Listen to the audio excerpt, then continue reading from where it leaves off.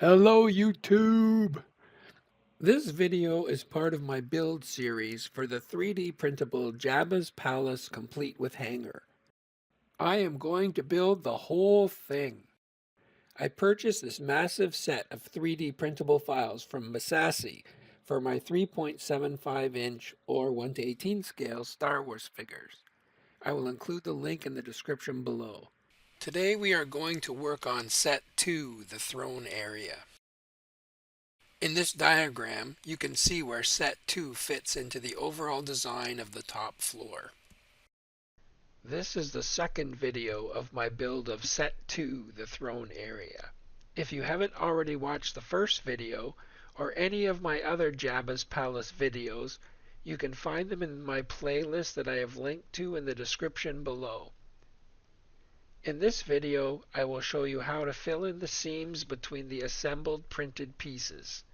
I will also show you how much PLA filament I used to print all the pieces and how long the printing took. When you make a 3D print and then try to glue the larger pieces together, there will be seams. That is just how it works today. No FDM printer is perfect. There are 3 types of seams in this particular model from Massassi, and we will handle each one in a different way. The first type is exterior seams. These are the outside seams that people will see when they look at the model. Our goal is to make them as flat and smooth as possible. For interior seams, these are the inside seams where the models connect to each other. People will not see these seams, so there is no need to spend any time on them. The last type is primary seams. These are the core seams of the model that people will definitely see. Our goal is to make them disappear into the background textures. Now we are going to start working on the seams.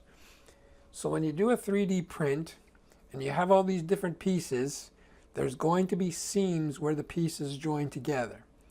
And I don't like that. I mean, you could leave it that way, but I don't like that, so I like to cover them up. So what I do is I take a little bit of Gorilla Wood filler and I put it on my finger and I'll push it into the seams.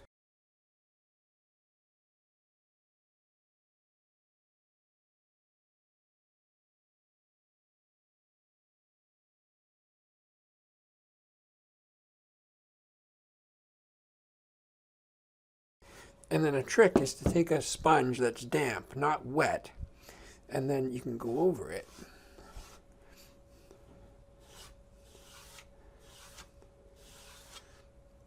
And if you do that, there's a lot less sanding at the end.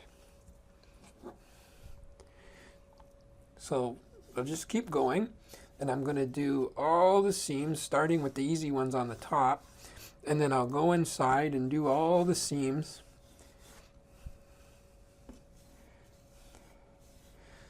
And usually this takes, a bigger seam will take 2 or even 3 coats, like this one here. Some of the seams will only require 1 coat. And the good news is it doesn't have to be perfect in this case because we're going to cover most of these areas with mortar to simulate the sand and plaster. So you won't really see the seams anyway. But if we don't at least start to fill them in, the mortar, you'll see the seams through the mortar. So I'm going to keep going and I'm going to work on all the seams and then we'll let it dry and see how it looks. So we're making good progress. I think I have all the seams covered.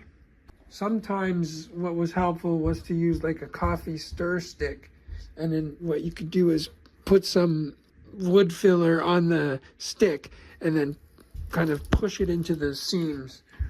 So that helped a lot. Another technique I would use is take a putty knife, and when you have an edge that are uneven, so one is higher than the other, you can take the knife and push it put it against the high end and mostly on the lower end, and you can use this to make kind of a triangle of the putty and fill in the edge.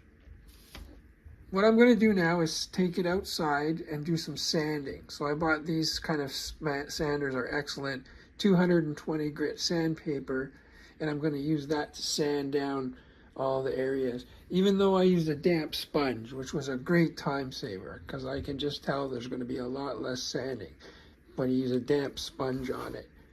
But there still is some sanding required, and then we'll see if I need to go over any of the edges again.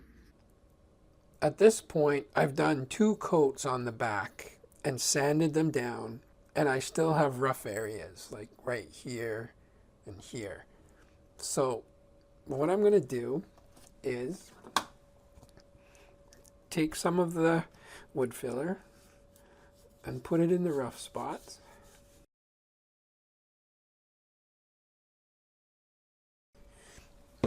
And then again, I'm going to use the damp sponge trick.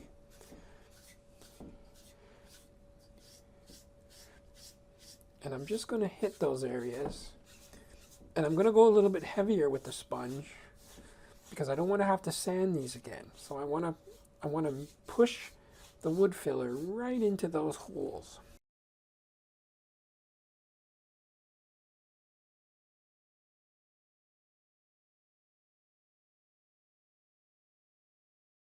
So we'll let that dry and see how we did. Here is what the final seams look like.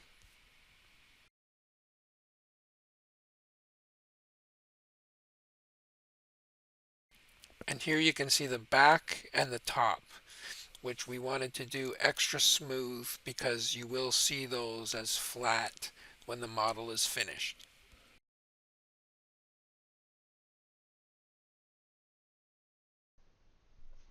Just for fun, I wanted to see how much filament that set 2 would require. So I made a spreadsheet that listed out all the pieces, how much filament each one used, and how many hours it took to print. You can find all this information in the slicer software after you slice the object. For example, here is TAF floor 1. Down here, you can see the total filament required is 189.25 grams, and the total print time is 4 hours and 40 minutes. Going back to the spreadsheet, we can see at the bottom that I had to use a total of 5,348.3 grams of filament. Since there are 1,000 grams in a roll, this means I needed 5.3 rolls. We can also see that it took 146.5 hours to print everything. Thank you for watching my build series video for the 3D printable Jabba's Palace complete with hanger from Massassi. If you enjoyed this video, please leave a like and consider subscribing if you want to see more content like this. If you have any other ideas or tips for how to complete any of the steps that I've shown, please leave us a comment below.